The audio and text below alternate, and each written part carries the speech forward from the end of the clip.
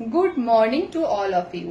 যে পরিমাণ গরম পড়েছে আমরা সবাই ভাবছি যে কোন ধরনের রিফ্রেশিং ড্রিঙ্ক গুলো ডায়েটে ইনক্লুড করা যেতে পারে, এবং অনেকের ক্ষেত্রে একটা প্রবলেম দেখা যায়, এই গরমে কিন্তু অনেকে কনস্টিপেশনের সমস্যায় ভোগেন।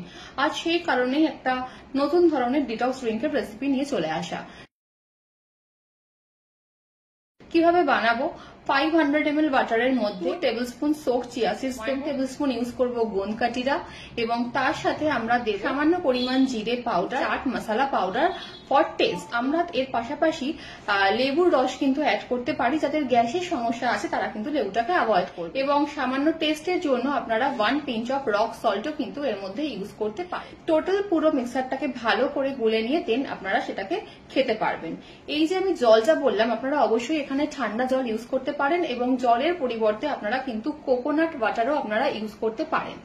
তো এইভাবে যদি আপনারা একটা ড্রিঙ্ক বানিয়ে নেন তাহলে কিন্তু ভীষণই রিফ্রেশিং, এবং কনস্টিপেশনের প্রবলেম থেকে অবশ্যই আপনারা রিলিফ পাবেনই। এবং এটা ভীষণ পরিমাণে ক্যালসিয়াম রিচ এবং ওমেগা 3 ফ্যাটি অ্যাসিড আছে এর মধ্যে, এবং চিয়া সিডস থাকার কারণে এর স্যাটাইটি ভ্যালুটাও কিন্তু অনেক, এবং অনেকক্ষণ পেটকে ভরিয়ে রাখবে। অবশ্যই এটা ট্রাই করে আমাকে জানাবেন কিরকম লাগলো। হ্যাঁ, কখন খাবেন? এটা কিন্তু আপনারা মিড মর্নিং ড্রিঙ্ক হিসেবে খেতে পারেন, অথবা যদি আপনারা সকালবেলা এমটি স্টমাকে খাচ্ছেন তাহলে কিন্তু